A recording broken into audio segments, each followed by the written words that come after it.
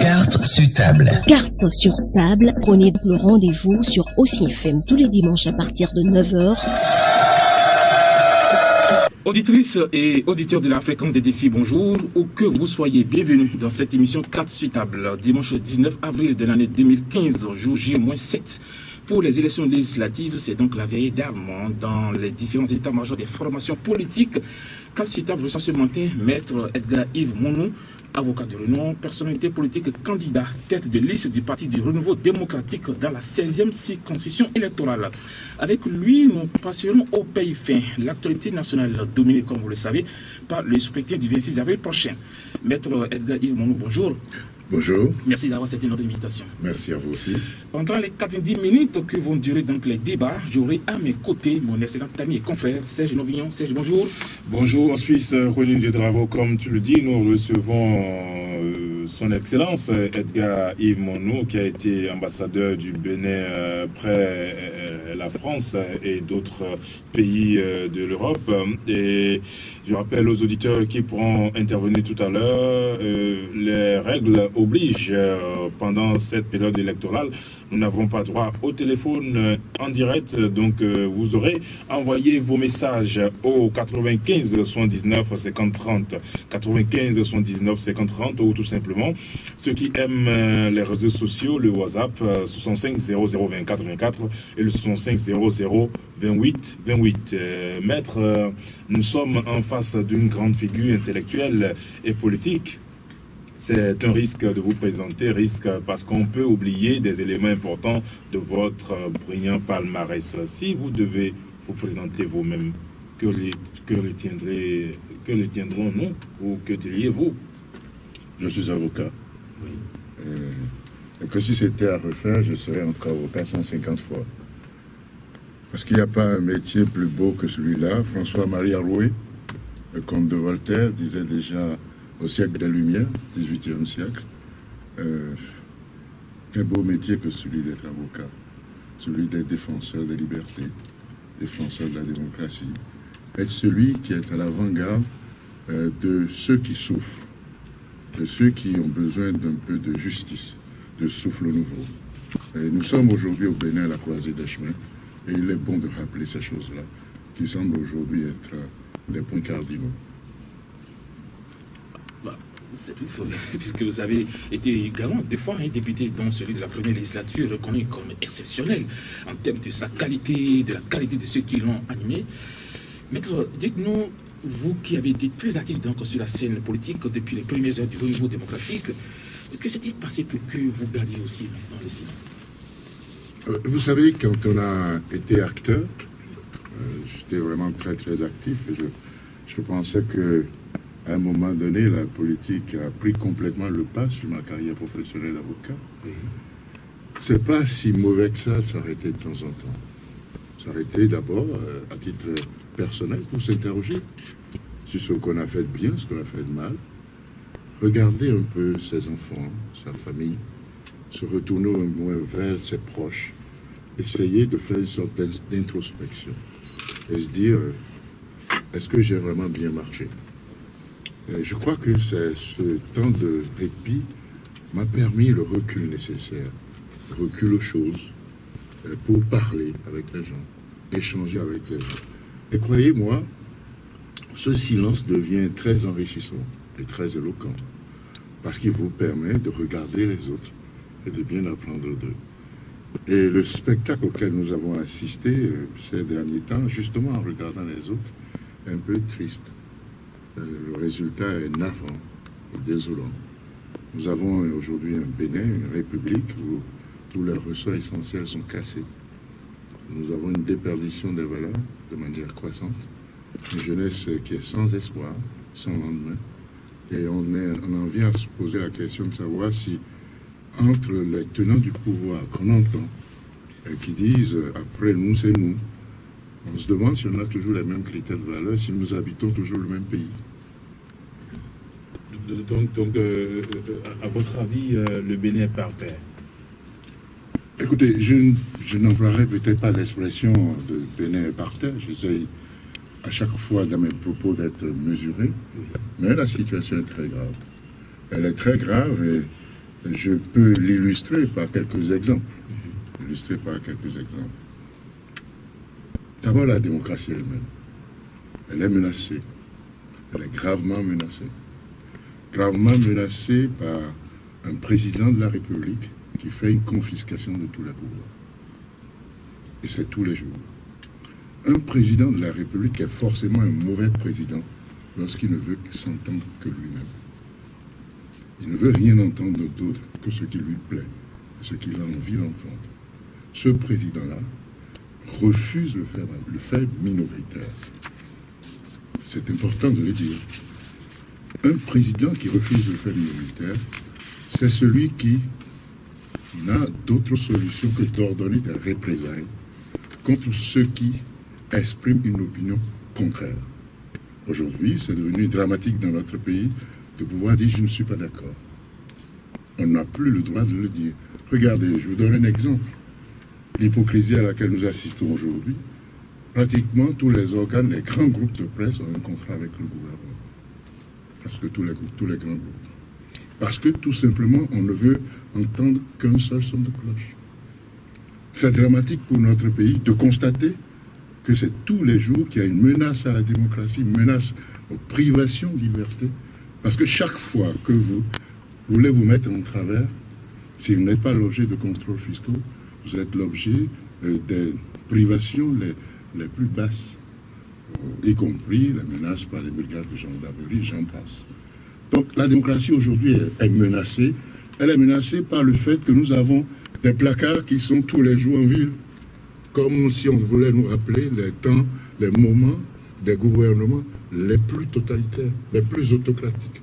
Pourquoi avons-nous besoin tous les jours, si on n'est pas sûr de soi, on n'a pas besoin d'avoir des placards du chef de l'État tous les jours. Nous ne sommes pas en campagne électorale présidentielle, nous sommes en campagne pour les législatives. De temps en temps, quelqu'un devrait lui dire de se taire. Je pense que c'est ça le drame que nous vivons en termes de démocratie. Maintenant, en termes de développement, je pense que la bataille du développement a été complètement abandonnée. Elle a été complètement abandonnée. Un pays qui ne produit rien, qui n'exporte rien, ne produit donc pas de richesse, ne fabrique pas de valeur ajoutée. S'il ne fabrique pas de valeur ajoutée, il ne produit rien, il n'y a pas de création de richesse, il n'y a donc rien à partager. Il est impossible de faire de la justice sociale. Il est impossible de contribuer à l'amélioration de l'équilibre social. Parce que ce sont les déséquilibres qui engendrent les inégalités.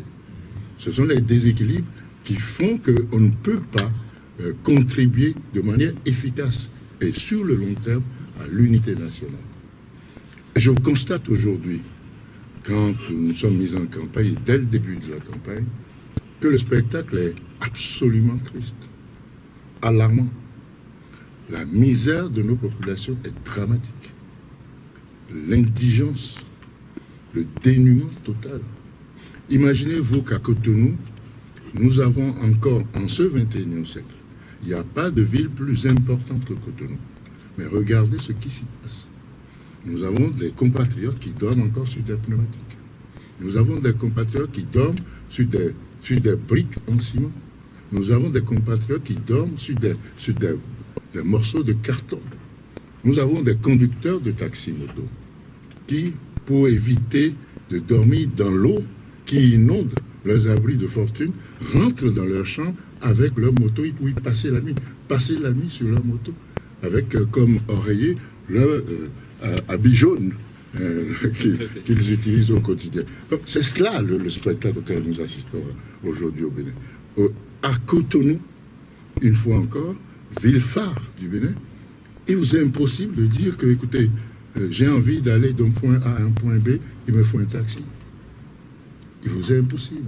Il vous est impossible au Bénin de dire, je vais aller à un point B, mais je vais prendre un bus et puis je vais y aller. Voilà où nous en sommes de notre ville phare. De notre ville phare, comparée à toutes les autres capitales africaines. Ce spectacle est triste. Regardez nos jeunes. Et je m'en arrêterai là pour l'instant, en attendant que que vous posiez d'autres questions, mais je ne veux pas qu'on dise que j'ai une critique qui est acerbe. C'est pour cela que je donne des exemples. Je donne des exemples qui ne peuvent pas être contestés, parce que c'est la réalité. Et vos auditeurs et auditrices qui nous écoutent savent que je dis la vérité. Que par exemple, nos jeunes, aujourd'hui, je dis, ils sont sans espoir. C'est plus grave. C'est plus grave qu'au moment de la conférence nationale. Imaginez, la conférence nationale a eu lieu il y a 25 ans. Il y a 25 ans, nous parlions déjà du désastre économique. Aujourd'hui, nous sommes au-delà de l'abîme. On nous a conduits vers le néant total. Parce que notre société n'a pas de devenir. J'étais devant un parterre de jeunes hier, à peu près 300 jeunes, de toutes les origines, de toutes les obédiences possibles. Et j'ai eu la tristesse de constater 3 choses. Nos jeunes ne savent plus parler français. Ils ne savent plus ni parler, ni écrire en français. C'est ceux-là qui vont diriger le Bénin demain. C'est ceux-là. Et je parle de jeunes étudiants, de jeunes artisans, je dis, venant de toutes les origines. Ils ne savent plus s'exprimer en français. Deuxième chose, la plupart de ces jeunes, soit ils sont allés à l'université, ils ont un diplôme et ils n'ont pas d'emploi. Soit ils ont appris un métier et n'ont pas d'emploi. Et la plupart d'entre eux, quand vous les interrogez, ils vous disent, j'habite toujours chez papa et maman. Papa et maman continuent de subvenir à mes besoins. Et parmi eux, vous en avez qui, vivant chez papa et maman, ils vivent avec leur compagne ou avec leur compagnon. Et ils font des enfants. Ce qui fait que nous avons aujourd'hui, ce n'est pas un hasard, ce n'est pas des situations, ce n'est pas des cas isolés.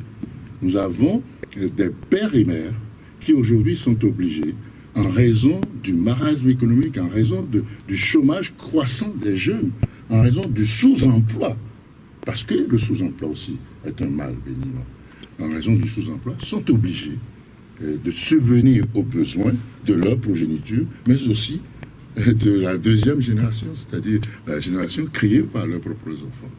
Et j'ajouterai pour dire que lorsque j'ai rencontré ces jeunes et que nous étions en train donc d'échanger, là encore, il ne faut pas qu'on dise que je fais un abus de langage. On ne compte plus le nombre de jeunes qui aujourd'hui ont un diplôme, qui ne peuvent même pas se dire, écoutez, qu'est-ce que je vais faire demain? Regardez, vous en avez beaucoup. Nombreux sont ceux-là qui aujourd'hui sont conducteurs de taxi-moto. C'est le sous-emploi, parce qu'ils se sont reconvertis. Nombreux, regardez aujourd'hui ce qui se passe en ville à Cotonou. C'est la multiplication de laveries de voitures et de motos dirigées par d'anciens étudiants. J'ai été à Fidjosset hier. J'ai rencontré un des responsables de ces laveries de voitures et de motos. Savez-vous, il a 33 ans. Ça fait 6 ans qu'il a terminé ses études. Il est ingénieur phytophysicien à 33 ans. Il a une femme, il a 2 enfants, mais aujourd'hui, il est patron d'une laverie de voitures et de motos. Voilà la situation que nous vivons aujourd'hui au Bénin. Et je dis que ce qui est plus grave, et j'insistais au début de mes propos pour le dire, ce qui est plus grave, c'est que ces jeunes, quand vous échangez avec eux, ils disent, mais nous ne savons même pas ce qui va se passer demain. On ne sait pas ce qui va se passer demain. Parce que, dites-moi, vous et moi, dites-moi ce qui peut se passer pour un jeune qui est dans cette situation, qui est chez son père, chez sa mère, vit chez son père, chez sa mère. Il se dit, mais qu'est-ce que je vais faire? Parce que même lorsque vous leur donnez, dites, il y a un concours. Et ils disent en général, les concours qui s'ouvrent aujourd'hui sont des concours un peu au rabais par rapport à leur niveau. On leur dit, ben oui, bien sûr. Quand vous avez un master en économie, ou bien vous avez un master en droit, et qu'on vous dit qu'il y a un concours d'inspecteur de police ou d'agent niveau bac, ou d'agent de gendarmerie qui est ouvert, ou d'agent des douanes qui est ouvert, mais à défaut de têter sa mère, on tête sa grand-mère. Donc tout le monde se jette dans ces compétitions-là pour dire, il se prive. Et ils passent des nuits entières à faire des efforts pour réussir à ces concours. Mais au résultat, on leur dit systématiquement, mais vous avez échoué, vous avez échoué, vous avez échoué. Et c'est là la menace. La menace parce que quand vous regardez les personnes qui sont admises à ces concours, ce sont des personnes dont le niveau est totalement inacceptable intellectuellement parlant. Intellectuellement parlant. Ce qui fait que dans ces administrations-là, vous avez des agents qui rédigent des rapports qui sont bourrés de fautes, qui sont pas en français, qui sont indigestes, qui sont incomestibles. Voilà la réalité. Et le danger, c'est que par ce comportement-là de l'administration qui nous gouverne aujourd'hui, on divise les jeunes, on les oppose les uns aux autres.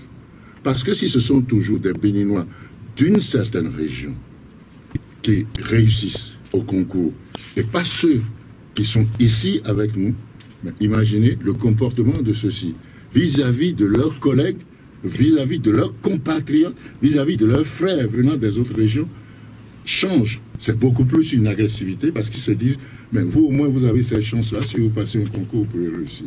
Alors, je terminerai s'il vous plaît en disant ceci. Je dis que nous sommes dans un pays où le président de la République n'a pas compris que lorsqu'on est chef de l'État, on doit d'abord accepter le fait minoritaire. Je l'ai dit tout à l'heure et je voudrais insister là-dessus. Insister. C'est quoi accepter le fait minoritaire? Pour être élu président de la République, vous avez besoin d'avoir la majorité des suffrages. C'est donc une majorité de Béninois qui, par le suffrage universel, vous porte à la magistrature suprême. Mais une fois que vous êtes à la magistrature suprême, vous devez accepter le fait minoritaire en ce que vous gouvernez désormais, pas pour cette frange de Béninois qui vous a élu, mais pour l'ensemble des Béninois.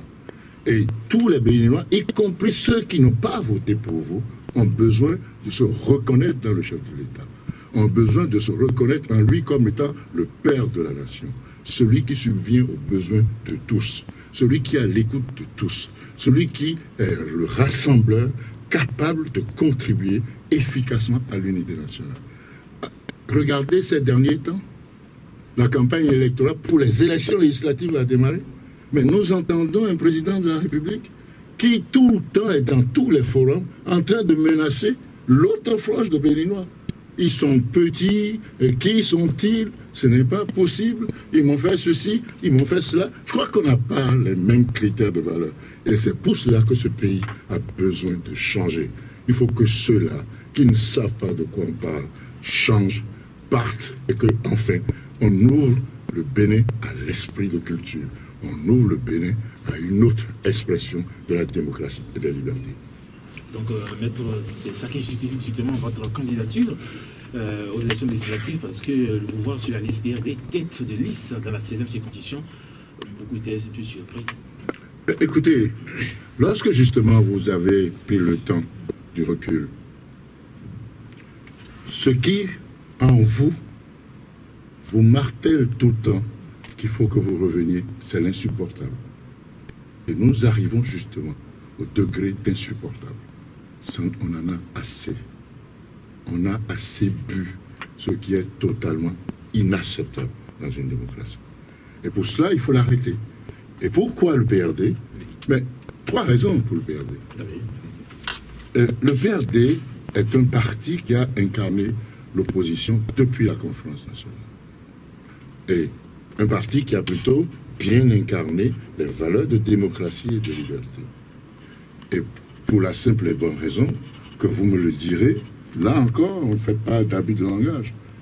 Toutes les élections qui ont été organisées depuis la conférence nationale jusqu'à maintenant, c'est-à-dire depuis 25 ans, ce parti constant dans l'opposition, constant dans la préservation des valeurs de démocratie et de liberté, a toujours été deuxième.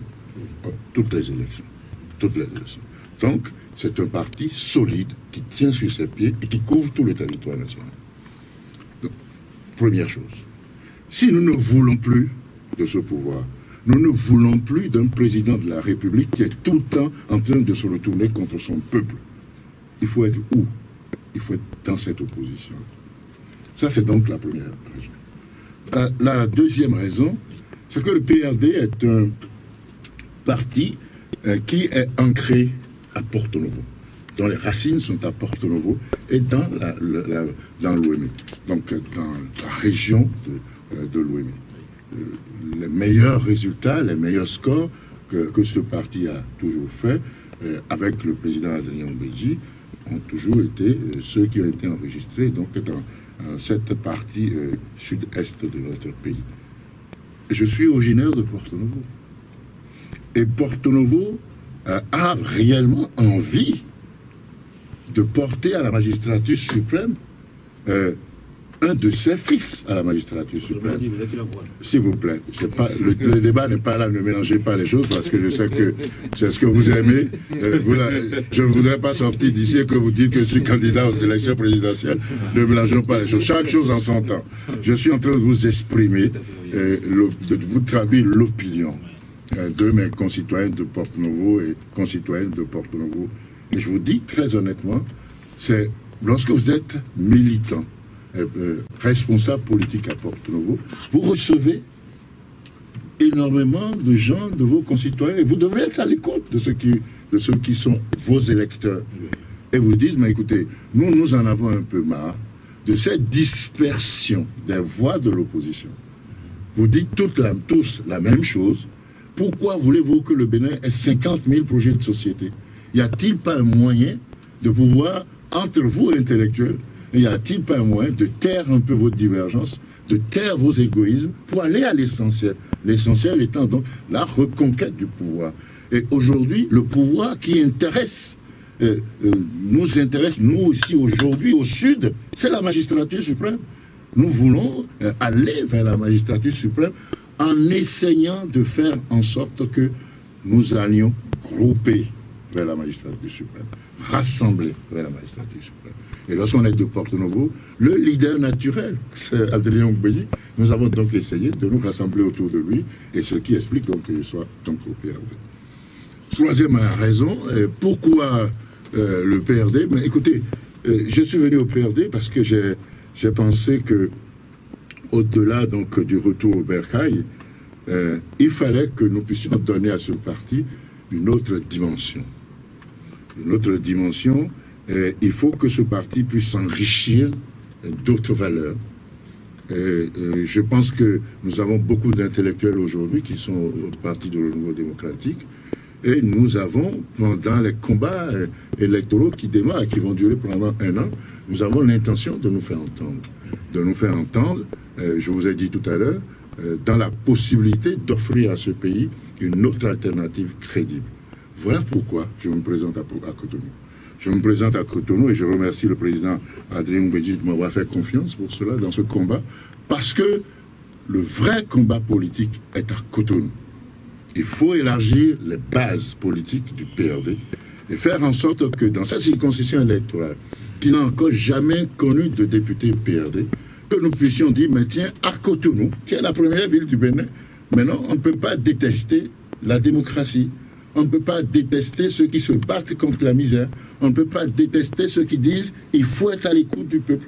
On ne peut pas détester ceux qui disent ce n'est pas possible qu'on puisse continuer d'avoir un président de la République qui systématiquement se retourne contre des Béninois parce qu'ils ne disent pas la même chose que lui. Voilà pourquoi nous sommes à Cotonou. Nous sommes à Cotonou, là où les vrais enjeux peuvent valent la peine d'être vécus. Et c'est un vrai combat. C'est un combat que nous menons à Cotonou pour qu'on nous entende, qu'on nous dise ensemble avec nous, c'est assez, ça suffit. D'accord. Ça fait bientôt 6 jours que les campagnes ont démarré. Quels sont les thèmes de campagne que vous développez aux populations? Mais écoutez, mes thèmes de campagne sont très simples. Oui. Très simples. Et ils se dégagent déjà de ce que nous disons. Le PRD est un parti, je vous ai dit, constant. Oui. Constant. La première chose, c'est que nous ne voulons plus de cette misère pour nos populations. Et si nous ne voulons plus de cette misère, nous ne voulons plus de celui qui en est l'acteur principal. Malheureusement, nous sommes encore dans une démocratie. Et le premier responsable dans une démocratie, c'est le président de la République. C'est lui qui doit répondre devant le suffrage universel qui lui a fait confiance. Et qu'est-ce qu'on constate? Lorsqu'on constate que le pays est dans une indigence invivable, indicible, mais le premier responsable, c'est le président de la République. C'est lui qui a conduit notre peuple à cette misère dramatique. Et donc, de ce point de vue-là, ce monsieur doit partir. Il faut qu'il s'en aille. Il faut qu'il s'en aille et qu'on parle d'autre chose. Donc, nous sommes contre cela. Nous sommes contre le fait qu'un seul instant, une seule minute de plus, que le président Yahya Boni reste au pouvoir après l'exercice de son mandat constitutionnel. Il faut que déjà, nous puissions faire l'éveil des consciences. Il ne faut pas qu'on me dise, mais oui, mais vous n'êtes pas en train de mener un combat pour les présidentielles. Mais je suis candidat aux élections législatives. Quand est-ce que voulez-vous que j'exerce la critique? Dans une semaine, je n'aurai plus le droit de parler. Mais je n'aurai plus le droit de parler. Je suis candidat. Donc c'est maintenant que je dois dire, je suis contre. C'est maintenant que je dois dire, je ne suis plus d'accord. Donc ça, c'est la première chose. Nous ne voulons plus que Yahya Boni ait de ce pouvoir-là. Deuxième chose, qui est une conséquence de la première. Nous avons vu un parti politique dans une démocratie. Je ne sais pas si vous vous rendez compte de la menace. Un parti politique, FCBE pour ne pas le nommer, qui va à un congrès précédant les élections législatives à Kourounou et qui dit nous sommes au pouvoir, nous souhaitons le conserver encore 100 ans. Après nous, c'est nous, dans une démocratie. Oui, mais ils n'ont pas dit que c'est forcément le président, celui qui est là actuellement, qui sera toujours là après. C'est peut-être aussi s'il vous plaît, je pense que ce n'est pas la peine de se cacher derrière son petit doigt. Je ne sais pas qui aujourd'hui à FCB pourrait tenir tête au président Yahya Boni s'il se lève le doigt et qui dit qu'il veut faire quelque chose. Nous avons affaire à un parti de Godillot et de Béni Oui, qui sont alignés derrière le chef. Dès qu'il dit quelque chose, il les arrose de billets de banque et ils sont tous d'accord avec ce qu'il dit. Et je trouve que c'est ça qui est un scandale dans notre pays. Vous avez des preuves? Vous savez, vous dites, je dis ce que vous voyez et que vous ne dites pas. J'ai au moins cet avantage. J'ai au moins cet avantage sur vous d'être un homme politique et de pouvoir dire ce que vous ne pouvez pas dire en tant que journaliste et homme de presse.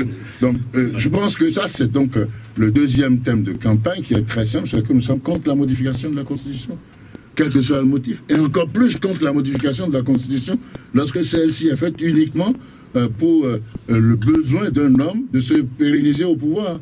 Non, nous ne sommes pas d'accord. Il n'y aura aucune justification, aucun motif. Moi, je mets quiconque au défi dans un débat télévisé, face à face, qui me dise une seule raison qui peut justifier aujourd'hui la modification de la Constitution. Nous sommes contre. D'accord. Troisième et dernier thème de campagne. Vous m'interrogez sur un thème de campagne. Oui. Donnez-moi l'occasion au moins de dire, de convaincre les Cotonoises et Cotonois qui tous les jours sont. Nous y sommes. Allez. Ils cherchent à nous faire confiance. Oui. Je voudrais dire que lorsqu'on a vraiment pris le temps de regarder, on observe que nos élus, et j'espère en être à nouveau un au soir du 26 avril, ne sont pas assez proches des populations, ne sont pas assez proches du vécu quotidien de nos populations. Alors que nous sommes les représentants du peuple. Étant représentants du peuple, il faudrait que nous puissions être à l'écoute, plus à l'écoute. Parce qu'on a comme l'impression que nous vivons dans deux pays. Et lorsque vous échangez avec nos électeurs et électrices, quand ils parlent des hommes politiques, mais ceux-là. Donc pour eux, les hommes politiques appartiennent à un monde qui n'est pas le leur. Et ça, c'est un drame. Ce hiatus qui se crée avec le temps est mauvais pour le développement de la démocratie et le renforcement des valeurs de liberté. Voilà pourquoi il est important que nous puissions nous rapprocher un peu plus du peuple. Et donc, un des thèmes de campagne que j'utilise, qui est une force de proposition, j'ai plusieurs propositions que je fais à nos populations. Je me tourne vers nos jeunes et je leur dis, dans Cotonou, nous avons, dans ma circonscription électorale, qui est la 16e circonscription de Cotonou, nous avons 7 arrondissements. Au soir du 26 avril, je leur demande de décompter 15 jours. Au bout de 15 jours, nous allons ouvrir dans chaque arrondissement, dans chacun des 7 arrondissements de la ville de Cotonou. Nous allons ouvrir un bureau que nous allons nommer l'antenne du député. Dans cette antenne du député, nous allons recruter au hasard, par tirage au sort, par des gens qui appartiennent à ma famille ou à des proches nous allons tirer au sort 5 jeunes, garçons et filles, pour travailler dans cette antenne du député qui sera le creuset de recueil d'informations. Mais surtout, qui sera le creuset où nous essaierons d'apprendre aux jeunes la vie de la cité, comment améliorer leur environnement immédiat. Et parce que je ferai cette démarche-là avec nos jeunes, nous allons intéresser nos jeunes à autre chose. Dites-moi aujourd'hui, quand vous réunissez 10 jeunes, ils n'ont aucun centre d'intérêt commun. Réunissez aujourd'hui à Cotonou 10 jeunes, ils n'ont plus aucun centre d'intérêt. Il y a des pluies qui, tous les jours, inondent les rues et les maisons à Cotonou. Mais dites-moi quel est le jeune qui aujourd'hui en fait un enjeu. Mais c'est triste, parce que demain, le Bénin de demain, c'est eux. Il faut qu'on puisse les intéresser à la vie de la cité, partager avec eux, créer une sorte de communication, une sorte de lien et de passage de témoins entre eux et nous. Et c'est dans ces bureaux-là, dans ces antennes du député, que je pense pouvoir faire en sorte que nous puissions créer un centre de données et de recevoir. Bien entendu, j'assumerai seul le financement de ces structures, pas sur les ressources publiques, mais sur les ressources privées. Et là encore, j'ai l'avantage de pouvoir vous dire que je suis avocat et que lorsque on exerce une profession libérale, on a donc la liberté de pouvoir dire les ressources que j'ai gagnées en faisant beaucoup d'efforts pour y arriver, je peux les utiliser autrement que pour moi-même, que pour ma famille. Je veux faire en sorte qu'il y ait le sens de partage que j'inculque et que j'insuffle à nos jeunes dès maintenant. D'accord. Vous êtes dans la 16e circonscription électorale, comme tant d'autres formations politiques. Et votre ancienne formation politique aussi n'est pas moins représentée, la RB. Oui, très bien. C'est une bonne chose. C'est la démocratie. Quelle est la collaboration entre vos anciens alliés de la RB et vous aujourd'hui? Écoutez, le combat politique n'est pas un combat personnel, vous me faites un peu rire. Le combat politique n'est pas un combat personnel. Je crois que j'ai été à la RB et je suis très fier d'avoir eu comme patron Nicéphore Dieudoné Soglo. Je suis très fier d'avoir collaboré avec Madame Rosine Soglo, avec Léali Soglo, avec tous ces cadres, Théodore Olo, Guy Adjanaou, tous ces personnes de qualité avec lesquelles nous avons échangé à un niveau intellectuel très élevé. Et je suis fier d'avoir appartenu à ce gouvernement qu'on a qualifié d'être le meilleur gouvernement du Bénin et Dahomey compris. Je suis fier d'avoir appartenu à la première législature que tout le monde dit avoir été un bon cru, une législature de qualité où on a appris aux gens que ce qui est créateur de ressources, c'est le travail acharné. S'il n'y a pas de mystère, aujourd'hui, apprenons autre chose à nos jeunes. Disons-leur que c'est seulement quand on travaille qu'on mérite une rémunération et qu'on peut faire autre chose. Donc, je ne mène pas de combat personnel, je n'ai pas de débat. J'ai été à la RB un agitateur d'idées, un agitateur permanent d'idées. Et vous constatez que je suis toujours le même agitateur d'idées. J'espère simplement que mes anciens partenaires d'hier sont toujours admiratifs de ma combativité. D'accord. Et après une semaine de campagne, que retenez-vous? Quelles sont, selon vous, les aspirations profondes des Béninois que vous avez rencontrés à gauche, à droite, à Saint-Rita, à Fifadi, à Kendonou, à Ménotin, à Kadiaou? Vous savez, si vous m'avez suivi pendant cette campagne, et je pense que certains de vos collègues l'ont fait, je suis un battant. J'ai parcouru tous les quartiers de Cotonou. Aujourd'hui, je peux le dire. J'ai parcouru tous les quartiers de Cotonou. Et je n'ai pas fini. Je dis à nos populations, je reviendrai. Il y a des quartiers où je suis allé 2 fois, 3 fois. Je ne sens qu'une seule chose, le souffle de changement. Le souffle de changement. Il est temps que certains, qu'on dise à ceux qui nous gouvernent, il est temps que quelques-uns parmi nous disent à ceux qui nous gouvernent aujourd'hui, attention, on a l'impression que nous sommes dans 2 mondes. Hein. Je crois que vous avez le vôtre. Hein. Mais le monde du peuple béninois d'aujourd'hui, c'est qu'il en a marre de la souffrance. Et c'est normal, c'est naturel. C'est naturel. Écoutez, je vais vous donner un exemple pour que vous constatiez un peu les déviations. Et vous savez de quoi nous parlons. Parce que là, il ne faut pas de langue de bois. Lorsque vous êtes sur le terrain, écoutez, je suis allé à Ouiho 2, il y a 2 jours.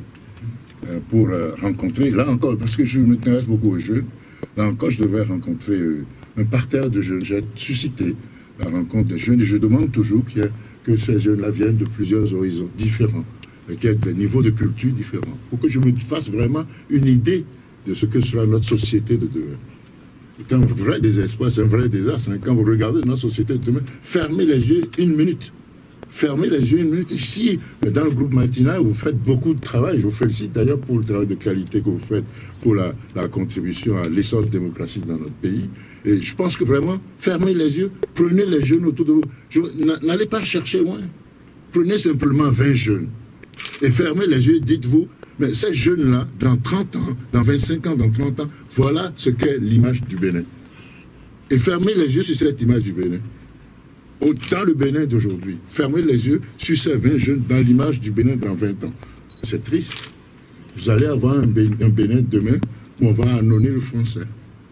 Nous allons avoir un Bénin demain où il n'y a pas de formation solide. Très peu de jeunes Béninois aujourd'hui accèdent à l'université. Très peu. Et ceux qui... on a fait une étude statistique, on s'est aperçu qu'il y a moins de 30% qui aujourd'hui accèdent à l'université. Quand vous n'accédez pas à l'enseignement supérieur, à la formation supérieure, comment voulez-vous développer notre pays demain? Comment est-ce possible? Et regardez à l'intérieur de cette chose qui se passe. Prenez nos jeunes filles. Il y a une enquête d'opinion que nous avons organisée. Prenez nos jeunes filles dans Cotonou, de 16 à 22 ans, vérifiable. 75% de ces jeunes filles de 16 à 22 ans ont déjà un enfant. Elles ont déjà un enfant et elles n'ont pas de situation. C'est dramatique. Je vous dis, messieurs qui nous gouvernent, regardez ce qui se passe. Vivez avec votre peuple. Sortez de vos véhicules climatisés. Allez regarder ce qui se passe à côté. Mais n'imaginez pas que parce que vous distribuez, parce que vous donnez de l'argent pour régler les problèmes du jour, que c'est pour cela qu'on vous aime autant. Non, on ne vous aime pas pour autant. Parce que les gens ne savent plus à quel sens se vouer. Et si vous leur donnez aujourd'hui 1000 francs, mais ils préfèrent régler le problème du jour, parce qu'on en est là. Combien de familles aujourd'hui font 3 repas par jour? Dans Cotonou, combien de familles font 3 repas par jour? Mais c'est devenu totalement inacceptable. Je crois que si réellement ceux qui nous gouvernent voyaient cela, ils auraient honte de lever le doigt pour dire qu'ils peuvent être candidats encore à n'importe quelle fonction politique dans notre pays. C'est un vrai désastre. Alors, donc vous êtes candidat tête de liste PRD dans la 16e circonscription électorale, dont on dit une citadelle imprenable, puisque dans cette circonscription, on retrouve les enfants du président Soglo, on retrouve également les enfants, je ne peux pas dire, l'enfant donc du président Iboli Yahi, le beau-frère Marcel de Souza. Il y a aussi d'autres grands cylindrés. Alors, comment attendez-vous faire? Quelle est la pensée convaincre de ces élections? Vous avez dit tout à l'heure, vous avez beaucoup parlé de ça, mais quand vous voyez tout ce beau monde-là dans ces expansions, qu'est-ce que ça vous fait? Écoutez, une fois encore, je ne mène pas un débat de personne. Je pense que nous sommes dans une démocratie et que nous devons cultiver l'acceptation des uns et des autres. D'accord. Ceci dit, si vous le permettez, oui, Excellence, nous allons profiter, passer ce message, que au CG, le littoral, en ce moment, il y a vive tension dans le cadre de la distribution des cartes d'électeurs, donc nécessité des forces de l'ordre au CG, le littoral en ce moment. Écoutez, ça par exemple, c'est un événement incroyable. Est-ce que la Cour constitutionnelle est obligée d'intervenir pour qu'on distribue les cartes électorales dans une démocratie? Est-ce qu'on a toujours besoin de se battre pour faire comprendre que la démocratie, c'est aussi l'alternance? Comme on dit dans notre pays, c'est ça la démocratie. C'est-à-dire que le plus grand drame qui nous guette en tant qu'homme politique, et je souhaite vraiment que nous en tirions de la graine. Le plus grand danger qui nous guette, c'est qu'on considère à un moment donné, au bout de quelques années de pouvoir, qu'on est soi-même la solution à toute chose. Et que sans soi, rien ne peut bouger de manière positive. Lorsqu'on ramène tout à soi, on se dit, écoutez, c'est moi qui vous donne l'eau, c'est moi qui vous donne l'électricité, c'est moi qui vous donne ceci, c'est moi qui... C'est le plus grave danger, ça. Le plus grave danger, c'est de ne pas voir grand. ne pas s'élever au-dessus des petites considérations. Il y a des choses qu'on entend qu'un président de la République ne devrait jamais dire. Je ne dis même pas qu'un président ne devrait jamais dire. Un président de la République ne devrait jamais penser. Un président de la République, c'est quelqu'un qui s'élève au-dessus de toutes les considérations de matériel. Voilà pourquoi nous avons des choses aussi inacceptables, que la Cour constitutionnelle soit obligée d'intervenir pour que dans un scrutin aussi majeur que celui des élections législatives, on soit amené à distribuer les cartes électorales. Et je pense que je réagis à chaud à cela, parce que nous sommes arrivés à cette déviation que les ministres que nous avons oublient qu'ils sont dans un pays où ils ont eux-mêmes besoin de faire quelque chose pour leur image de contributeur au renforcement de la démocratie. Et il y a des moments où on doit se dire que c'est plus grand de servir un peuple que de servir un homme. Donc, par rapport à la décision de la Cour constitutionnelle, vous n'êtes pas du tout d'accord, ou bien vous applaudissez un peu cette décision qui a décanté la situation? Heureusement que nous avons encore la Cour constitutionnelle. Sinon, où est-ce qu'on en serait aujourd'hui? Dites-moi, où est-ce qu'on en serait? Une élection aussi majeure que les élections législatives, où est-ce qu'on en serait? Vous imaginez? Alors, si vous n'êtes pas d'accord avec moi, je vous prie de ressources. Ouais, c'est toujours ce jeu de chantage.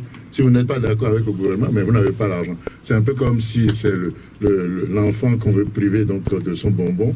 Ben, si tu veux le bonbon, ben, tu fais plus ce que je ne peux pas te dire. Si tu es sage, papa te donnera le bonbon. Si tu n'es pas sage, papa ne te donne rien du tout. Voilà. Il y a d'aucuns qui il y a une certaine opinion qui n'a pas tellement confiance en cette cour, dirigée par votre ami et ancien collègue Théodore Olo. Est-ce que vous pensez de l'homme? Est-ce que vous pensez quand même qu'il est à même de jouer le rôle qui est le sien? Le changer. Écoutez, je pense que nous ne pouvons pas partir de préjugés pour juger les autres, pour considérer les autres. Vous savez, quand vous êtes dans une fonction, et c'est un peu naturel, vous êtes l'objet de toutes les critiques. Dès que vous êtes dans une fonction, vous êtes l'objet de toutes les critiques. Mais ce qu'il faut, c'est se dire deux choses que nous ne devons absolument pas mélanger. D'abord, la qualité des hommes. Le professeur Olo est un professeur agrégé de droit public, un des tout premiers que nous avons eu, et c'est un homme qui, dans sa science, est un homme de qualité. Et je ne pense pas que je suis en train de faire le griot du professeur Olo, mais ceux qui le connaissent, ceux qui savent, les enseignements qu'il a prodigués ici et là, les conférences qu'il a dirigées ici et là, tout le monde sait que c'est un professeur qui est à sa place dans sa science juridique. Ensuite, la deuxième chose, c'est que nous sommes tous des êtres humains. Vous êtes tous des êtres humains. Vous avez beau être le plus grand professeur de droit, ben vous apparaissez au moment de rendre la justice, vous apparaissez dans votre humanité, avec vos qualités, vos faiblesses, vos défauts.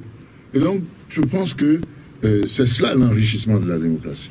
L'enrichissement de la démocratie, c'est de dire que, tiens, nous avons un pouvoir qui est aux mains d'hommes et qui, de période en période, de décision en décision, contribue au renforcement du droit positif, parce que la systématisation du droit positif exige qu'aujourd'hui on se trompe et que demain on corrige. Mais parce que d'aucuns pensent qu'il est redevable de celui-là qu'il a nommé le chef de l'État. Parlons de choses que nous connaissons, parlons de choses que nous voyons, parlons de choses que nous pouvons démontrer. Redevable ou pas, je vous dis une fois encore, le combat que je mène n'est pas un combat d'hommes. Le combat est un combat pour les idées. Et c'est celui-là qui m'intéresse. Maître, les municipales et les locales, c'est également dans un mois à peu près. Vous serez encore candidat peut-être pour la mairie de Port-Nouveau, quoi. Mais vous savez, une hirondelle ne fait pas le printemps. Pourquoi voulez-vous que je sois candidat à tout? Non? Si je suis intéressé par les jeunes, je dois aussi leur dire qu'on n'a pas besoin d'être candidat à tout. Lorsque vous vous battez pour des idées, reconnaissez que vous pouvez être reconnu et identifié par rapport à ces idées, c'est déjà une grande chose dans une démocratie.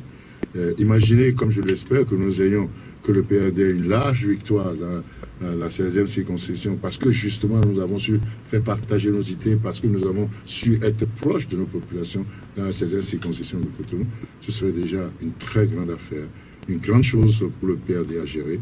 Devenir le nouveau patron de Cotonou, ce serait réellement une belle aventure. D'accord. Avant la prochaine question, je rappelle aux auditeurs qu'ils pourront envoyer des SMS au 95 79 50 30 pour participer à cette émission ou tout simplement envoyer des messages par WhatsApp au 65 00 24 24 et le 65 00 28 28. Nous recevons ce matin Maître Edgar Yves Monod, qui est tête de liste PRD dans la 16e circonscription électorale. Nous sommes bien sûr à Cotonou. Maître, on reproche souvent à nos hommes politiques la vacuité du discours pendant la campagne électorale. En quoi votre discours est différent de celui des autres? Je pense que vous exagérez un peu la vacuité du discours. Donc en ce moment-là, dites-moi de retourner à la maison et de ne plus rien faire. si le discours que j'ai prononcé depuis que nous avons démarré cette émission est vide, autant que je raccroche tout de suite et qu'on passe à autre chose. Non, je crois qu'il ne faut pas être sévère. Il faut pas être sévère. Je reconnais qu'il y a une faiblesse. Je reconnais qu'il y a une faiblesse. Et c'est cette faiblesse que je prêche depuis que je suis avec vous et depuis que je suis en campagne. N'avoir qu'un seul discours dans une démocratie est triste. C'est triste. Il faut que tout le monde le comprenne. Qu'une démocratie ne s'enrichit que par la diversité. Nous devons nous accepter parce que nous sommes divers. Nous devons nous accepter les uns des autres parce que nous sommes différents. Et que, comme le dit tous les grands philosophes, Alain, de la contradiction jaillit la lumière.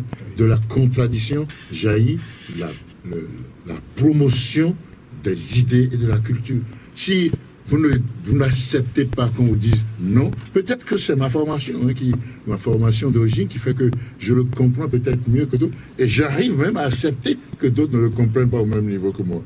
Parce qu'un avocat, lorsqu'il est à la barre, c'est tous les jours qu'il exerce la contradiction.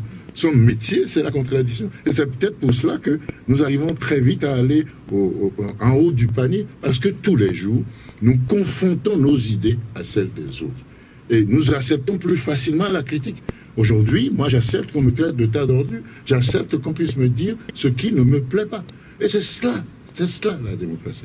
La démocratie, c'est être à l'écoute des autres, supporter qu'on puisse vous dire, vous avez le nez penché, vous avez la bouche tordue, et que demain, vous puissiez vous dire, non, ce n'est pas comme ça, ce que je pense, ce que je dois faire, c'est plutôt dans cette direction. Et donc, il n'y a pas de vacuité du discours. Il y a que le discours s'est appauvri parce qu'il n'a pas été enrichi par la diversité.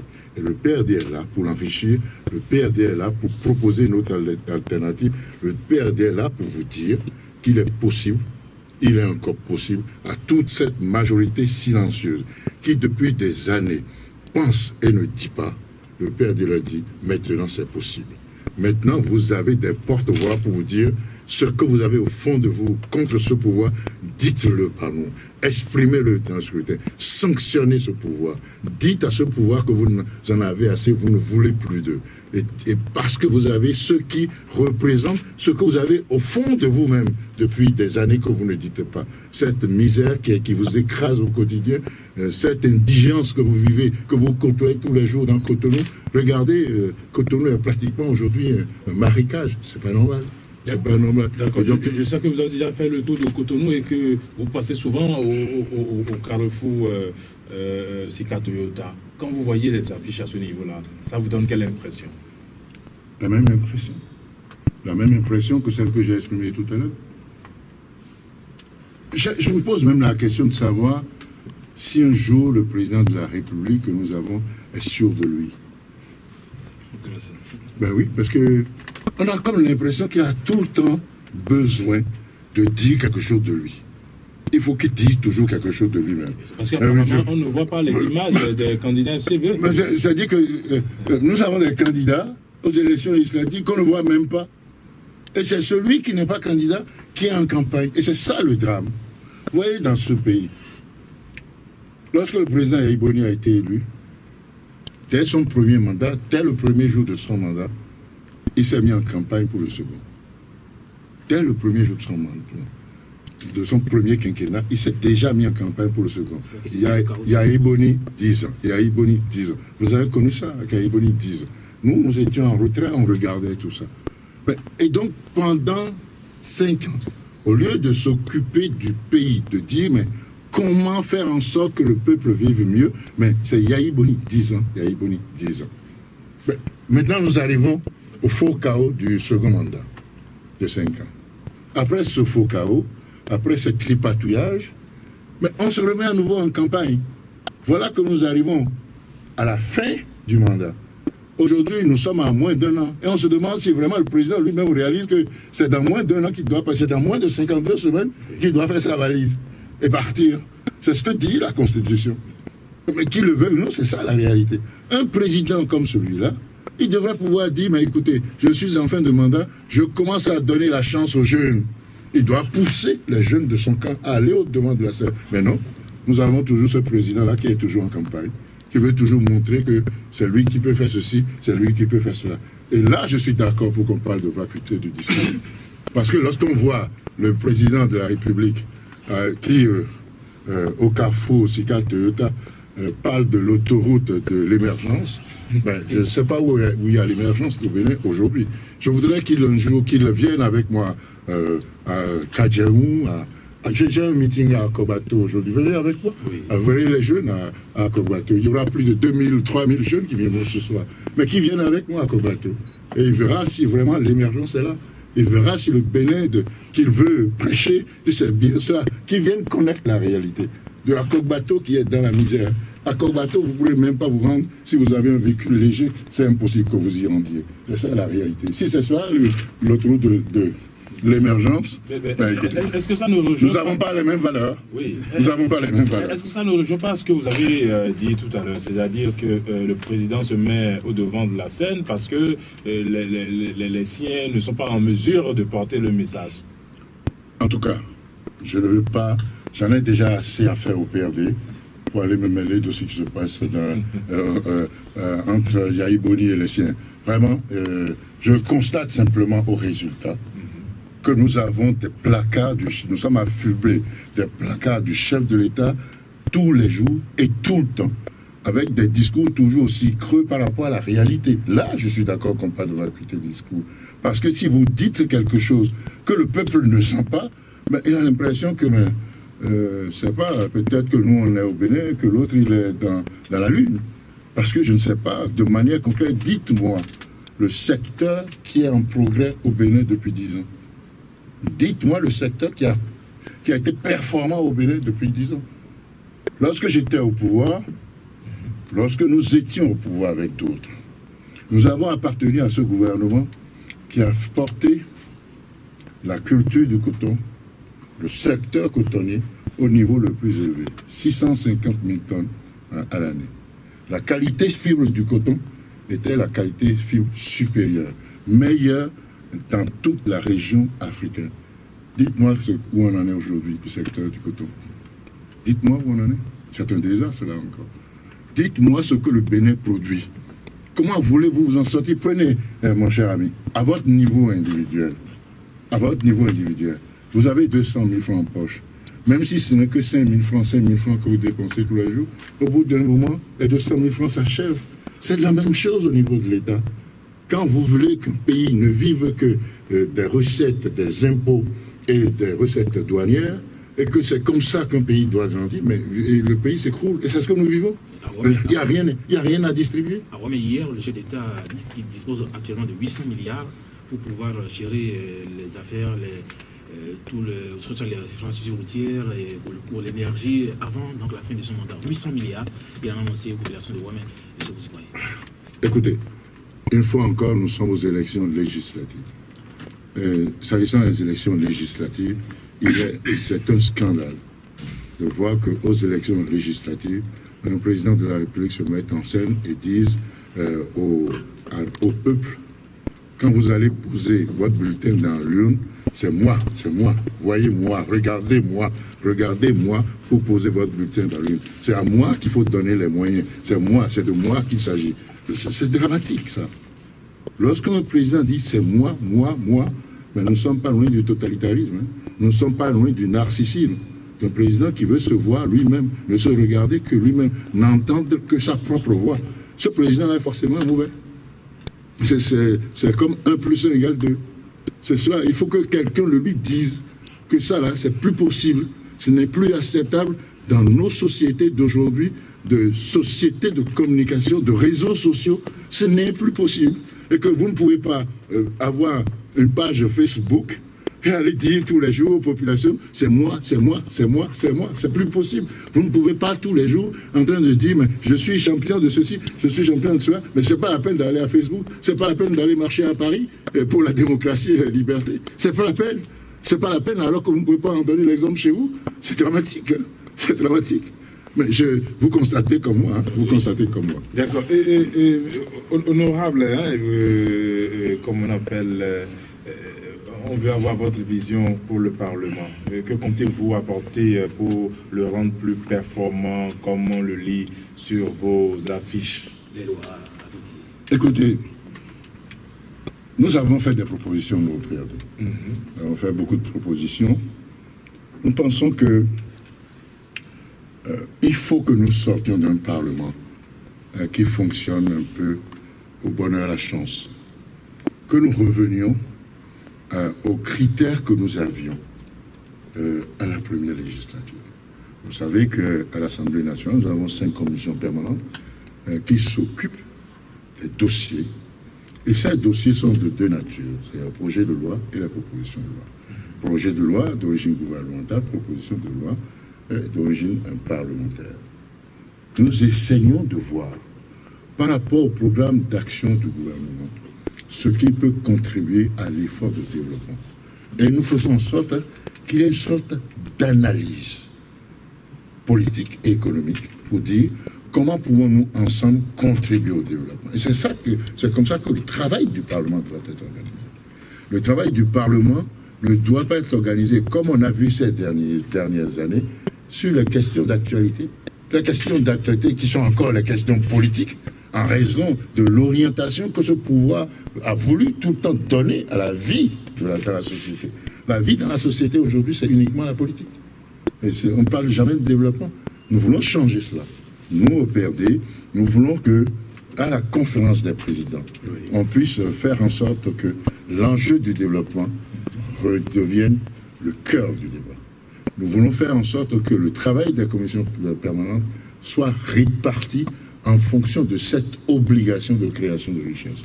Nous avons besoin de fabriquer de la valeur ajoutée pour avoir quelque chose à donner à notre peuple. Nous voulons contribuer. Et nous contribuons, nous, PRD, par des propositions de loi, là où nous voyons que le gouvernement n'apporte pas.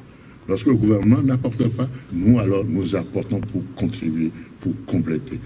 Si ce n'est pas possible, et sous le gouvernement pour Yahya Boni, ça n'a jamais été possible.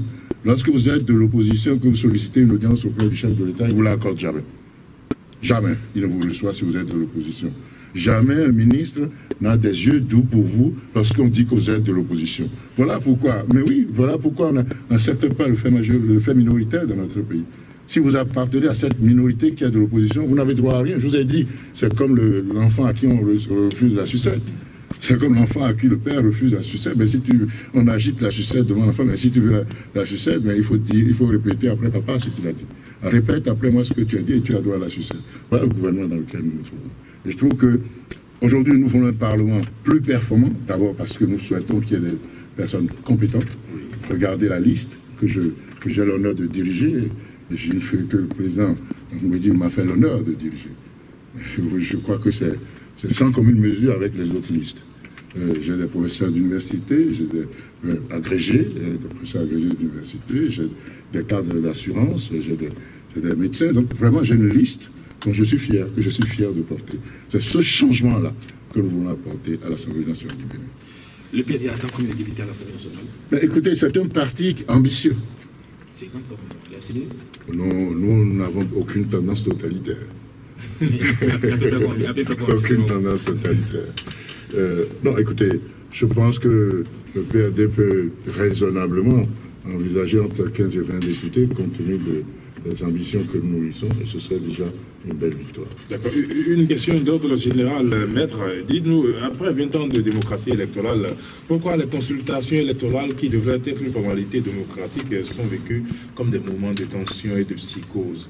Est-ce à dire que nous sommes encore loin de la cohésion nationale? Ben, vous voyez comment vous-même vous exprimez. Hein. Vous vous surprenez vous-même, mon cher ami, à parler après 20 ans de démocratie électorale. Pourquoi? Non, après 20 ans de démocratie, tout simplement. Le combat n'est pas un combat électoral permanent. Ne faites pas comme on nous a montré jusqu'à maintenant. Une fois, il y a un temps pour les élections, et puis un temps pour travailler au développement de la population, au développement de notre économie, au développement des valeurs qui doivent être des valeurs fondamentales de notre démocratie. Nous devons travailler tous les jours au renforcement de la démocratie. Moi, je rêve de ce Bénin où nous sommes épanouis parce que nous pouvons dire tranquillement tous les jours ce que nous pensons. Je rêve d'une presse qui soit une presse animatrice du voyage de l'esprit.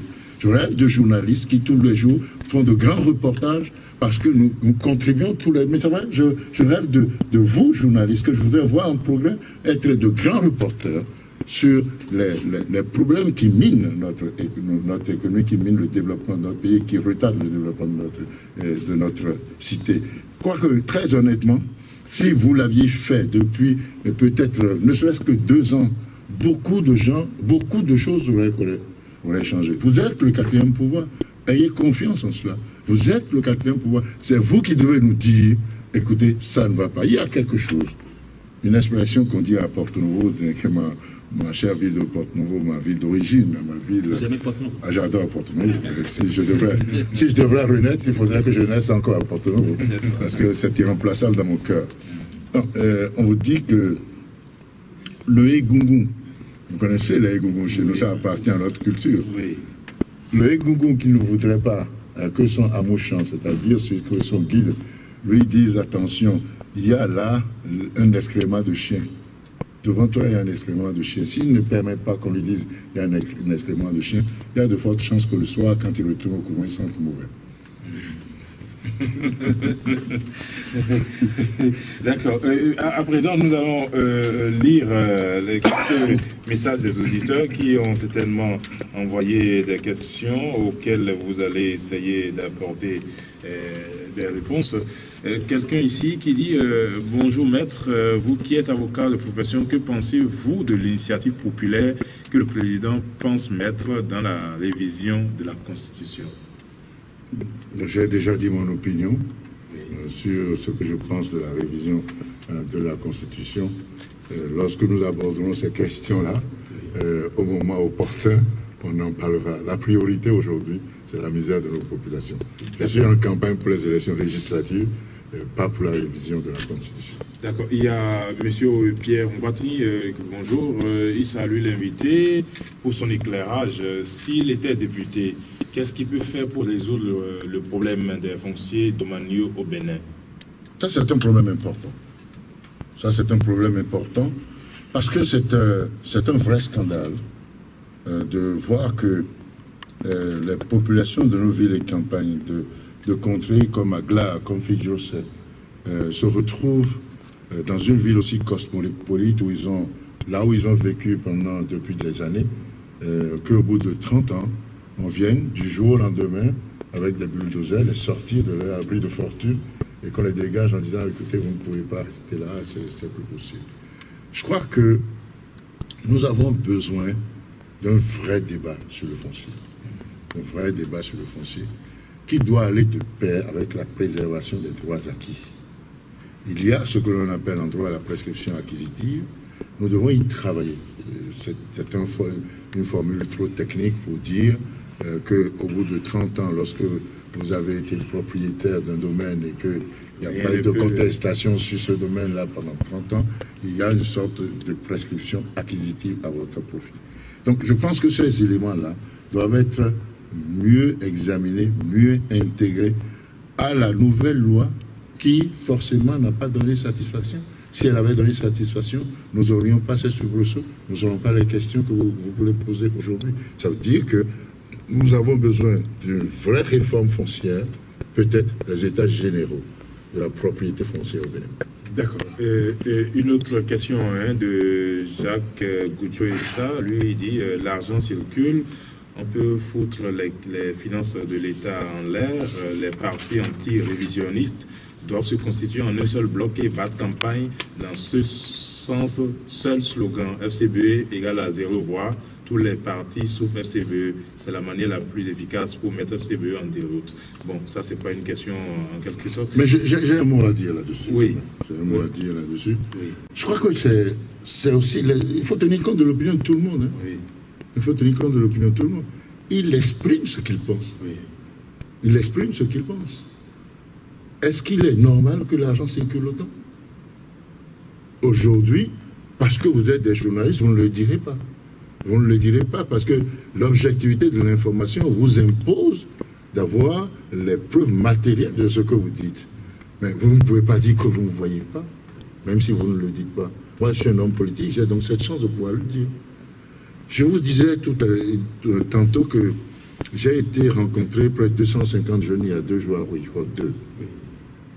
Je n'ai même pas encore commencé le discours, je n'ai même pas commencé à parler, que déjà les jeunes qui étaient assis devant ont commencé par me dire, mais papa, c'est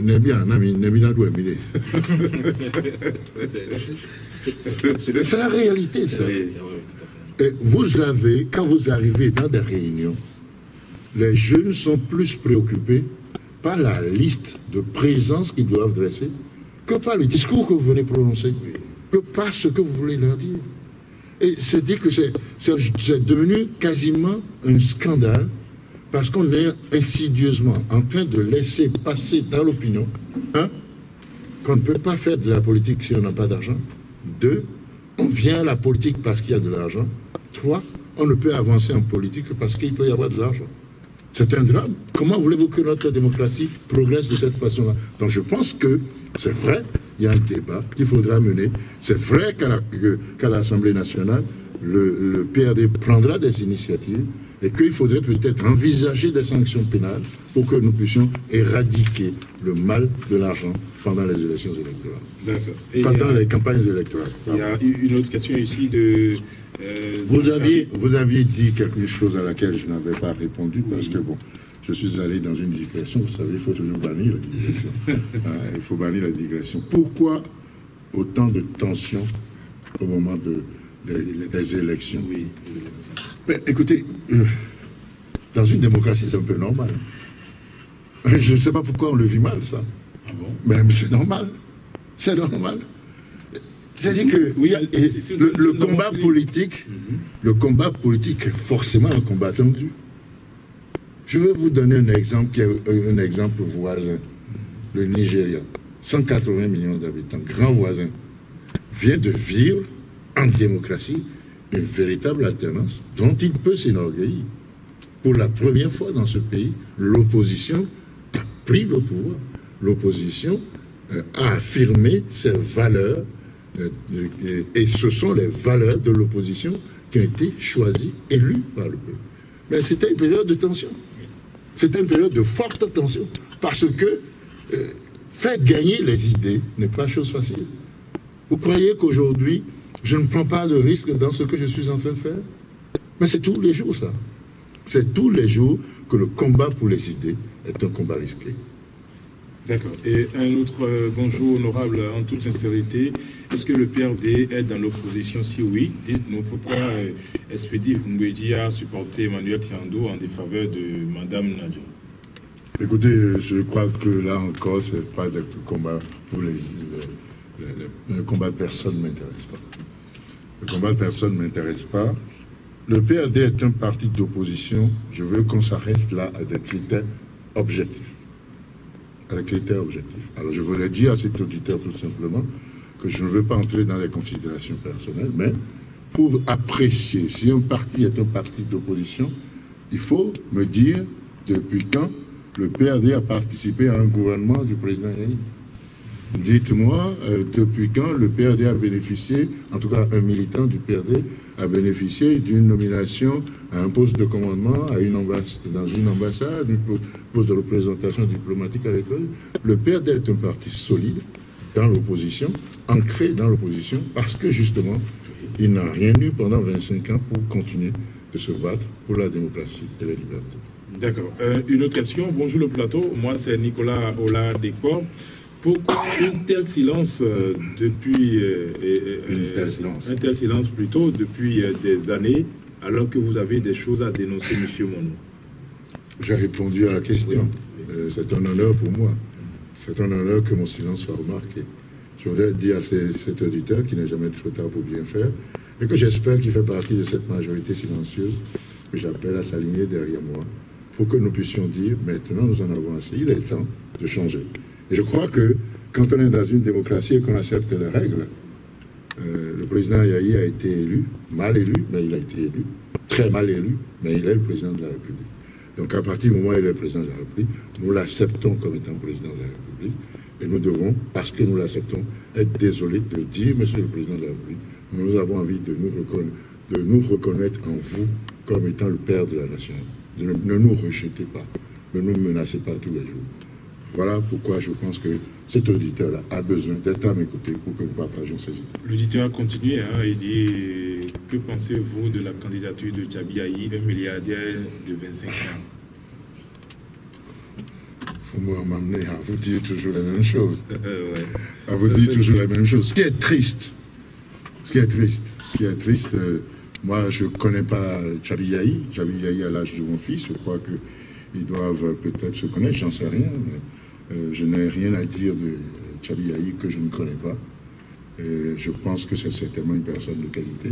Mais j'observe qu'il est jeune, que je ne pense pas, pour ce que j'ai entendu, qu'il a déjà entrepris ou qu'il a déjà occupé une fonction ou qu'il a déjà entrepris une activité qui lui donne un peu de relief et que, n'ayant jamais rien fait,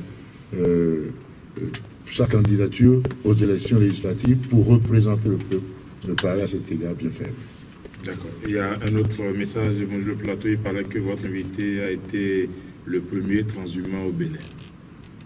Beaucoup. Moi, j'accepte toutes les critiques. J'accepte toutes les critiques. Ce que je voudrais dire tout simplement, c'est que les Ivoiriens ont toujours l'habitude des blagues assez caustiques qui traduisent la vérité. On dit que un pays est comme l'avion qui n'a pas de machine en arrière. Donc, si on veut avancer, on ne regarde pas derrière, on regarde les peuples qui devant avancent. Je pense que la chance que j'ai, c'est comme je suis tout le temps un agitateur d'idées, c'est d'être là où je me sens à l'aise. Donc peu importe ce qu'on peut dire ici et là, ce qui est important pour moi, c'est d'avancer, de faire avancer mes idées. Maître Edgar Yves-Monod, Maître Adrien Ouidi, puisque vous avez beaucoup d'avocats au sein du Parti des Nouveaux Démocratiques, tant mieux, ne sera pas candidat donc, pour les prochaines présidentielles, ça c'est clair. Qui, selon vous, pourra véritablement remplacer le leader charismatique du côté du Parti des Nouveaux Démocratiques? Pourquoi? Est-ce que déjà vous aviez des tendances? Qu'est-ce qui se dessine? Est-ce qu'il y a tellement d'intellectuels, de médecins, d'avocats? Est-ce que la bataille ne sera pas dure du côté de PRD pour l'association de Maître Adrien Ouidi? Deux réponses à votre question. Chaque chose en son temps. Pour l'instant, je me bats pour les élections législatives. Le PRD est en combat acharné pour porter un signal très fort, donner un signal très fort au soir du 26 avril, le signal du changement. Nous avons déjà fort à faire pour cela. Donc laissez-nous nous en occuper. D'accord. Et ça, c'est la première réponse. La deuxième réponse, c'est pas à moi qu'il faut poser cette question. Non, c'est pas à moi qu'il faut poser cette question. Attendez que nous allions à un congrès du PRD. Une fois que nous serons allés à un congrès du PRD, après les élections législatives, nous avons les élections municipales. Après les élections municipales, nous avons les élections locales. Finissons tout ça. Quand nous avons fini tout ça, nous retournerons à l'intérieur du parti. On va faire le ménage à l'intérieur. On va pouvoir parler, on va pouvoir discuter. Et en ce moment-là, celui qui est le mieux placé pour répondre à votre question, c'est certainement pas moi, c'est le président du parti. Les potentiels candidats ici ont déjà les principales artères, les principales villes du pays. Est-ce qu'il est interdit dans une démocratie d'avoir des hommes d'ambition? Non. Je pense que tout le monde a le droit dans une démocratie de dire ce qu'il veut, ce qu'il a l'intention de faire. Mais si vous me posez la question pour le PRD, je dis l'homme idoine s'appelle Adrien Boulet. D'accord. 10 heures passées de 18 minutes. Une autre question en attendant de vous donner la parole pour le mot de fin. Une autre question très rapidement des auditeurs. Vous êtes à l'écoute de la radio des défis. Bonjour maître, moi c'est Crétupus Cosro. J'aimerais savoir si vous envisagerez quelque chose contre le nomadisme politique au sein de notre Parlement. Bien évidemment, je sens que pendant cette campagne, beaucoup de gens ont évoqué ce problème comme étant un mal. C'est clair que lorsque nous serons à l'Assemblée nationale, le parti PRD, qui en a souffert, envisagera sous forme de proposition de loi des dispositions, en tout cas des propositions sur lesquelles nous pensons que le consensus peut se créer très rapidement. Mais vous me donnez là l'occasion pour vous dire, parce que j'ai entendu des adversaires politiques dire qu'il ne fallait pas faire confiance au PRD, parce que dès l'instant que le PRD porterait des députés à l'Assemblée nationale, c'est ceux qui ce sont les premiers qui partiraient à mes bagages pour rejoindre le camp Yahya Boni. Je crois que c'est un peu contradictoire pour un parti qui depuis 25 ans est un parti d'opposition, qui a toujours prôné des valeurs qui n'ont jamais été acceptées par le pouvoir en place. Et c'est un peu normal. Nous disons qu'on peut gouverner le pays autrement. Et si on dit que nous voulons promouvoir autre chose, c'est certainement pas en retournant vers Yahya Boni que nous allons pouvoir promouvoir autre chose. Nous disons qu'il est temps de changer. Et si on dit qu'il est temps de changer, c'est certainement pas aujourd'hui que le PRD, qui n'a jamais appartenu à aucun gouvernement du président Yahya Boni, ce n'est pas aujourd'hui qu'il est sur la fin que nous irons le voir pour lui tendre la main. D'accord. Avez-vous un appel à lancer aux électeurs qui vous écoutent en ce moment? Je voudrais d'abord vous remercier. Je voudrais vous remercier et vous dire que c'est une chance pour moi. C'est une chance pour moi de... On ne vous voit pas tout le temps, donc c'est une chance pour nous aussi de vous avoir... Oui, mais écoutez, c'est une chance pour moi. Je parle pour l'instant pour moi, en disant que c'est une chance de pouvoir intervenir chez vous. C'est une chance de pouvoir partager mes idées avec le groupe de presse Le Matinal. Je vous l'ai dit tout à l'heure, ce que je pense. Vous faites beaucoup. Vous êtes comme un Esquimau en Équateur. Là où les autres font du suivisme, vous êtes peut-être les seuls à pouvoir dire encore, il faut que la démocratie tienne debout. Et pour cela, je pense qu'il est important que nous puissions continuer de partager ce souffle de liberté.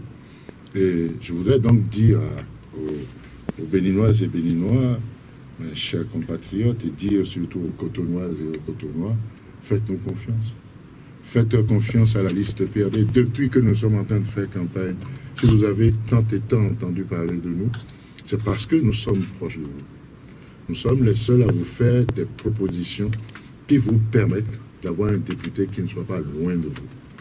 Pensez à cette antenne du député dont on a parlé, qui est une proposition innovante, constructive.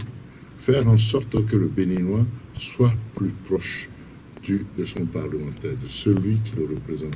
Faire en sorte que entre le Béninois et son parlementaire, il y ait tout le temps et tous les jours un échange permanent qui permette de changer la cité, changer l'environnement immédiat pour contribuer au développement du pays. Donc, si réellement vous avez envie de changer, si réellement vous ne voulez plus du gouvernement de Yahya Boni, vous ne voulez plus du président Yahya Boni, si réellement vous ne voulez pas de la modification de la Constitution, si vous ne voulez pas que le Parlement soit dominé par une seule force politique, alors que tous ceux-là qui partagent ces idées, tous ceux qui veulent que notre pays reste un pays de démocratie, tous ceux qui veulent que enfin on puisse s'occuper de la misère de notre population, faire en sorte que notre pays enfin puisse produire quelque chose. Tous ceux qui pensent à la fierté de notre pays, à l'image que notre pays doit donner à l'étranger, une meilleure image, parce que réellement, l'image que nous donnons aujourd'hui est totalement écornée. Alors, je dis que tous ceux qui partagent ces idées, le PRD leur ouvre la voie, et que par ma voix, il leur dit, votez PRD, votez la liste PRD dans Cotonou, la 5e circonscription électorale. Le PRD, c'est aujourd'hui la solution. D'accord. Voilà, auditeurs de la 88.6, je vous rappelle que vous pouvez retrouver cette émission en images sur oceantv.info, c'est sur le net, ou en son sur oceanfm.info, où retrouver cette émission demain en nouvelle diffusion à partir de 15h. Auspice, voilà, c'était donc l'émission 4 suitable du dimanche 19 avril de l'année 2015. L'invité avait nom Edgar Yves Monon, avocat, ancien ambassadeur, personnalité politique et candidat tête de liste dans la 16e circonscription électorale pour le PRD. Pour notre invité, la démocratie est menacée, la bataille du développement a été abandonnée, la misère de nos populations est dramatique. Maître Edgar Yves Monon estime que nous sommes au-delà de l'abîme et qu'il faut changer les choses. Boni Yayi doit accepter le fait minoritaire. Pour le PRD, il faut donner à ce parti une autre dimension. Une fois élu, Maître Monon compte installer une antenne du député dans les 7 arrondissements de la 16e circonscription électorale. Le financement sera donc assuré par lui-même. Maître Edgar Yves Monon, merci beaucoup. Merci. Eh bien, salut Novion, merci. Merci. À la technique, c'est Luc Koubé Medou, et puis à la caméra et vidéo, c'est Miat Yessoufou. Devant ce micro, hospice que nous dégravons. Serge Novion a également été à mes côtés. Dimanche prochain, vous irez donc aux unes. Faites attention à vous. Sortez pour aller prendre vos cartes directes. Bonjour, Dominical. Je rappelle à tous les auditeurs que dimanche prochain, Océan FM ne dormira pas comme c'est de coutume. Nous serons là. Nous aurons les résultats point par point. Nous allons suivre le vote tout au long de la journée. Nous avons des envoyés spéciaux sur toute l'étendue du territoire national. Nous avons des représentations du groupe de presse le matinal. Et le lundi au lendemain du vote, dès 6h, dans les kiosques, vous avez le matinal avec des résultats. À 13h, le matinal, un autre numéro avec des résultats. Et à 18h, le matinal avec d'autres résultats. C'est pour vous dire que nous sommes au cœur des élections législatives. Merci pour votre fidélité et bonne journée à toutes et à tous. Au revoir et salut. Carte sur table.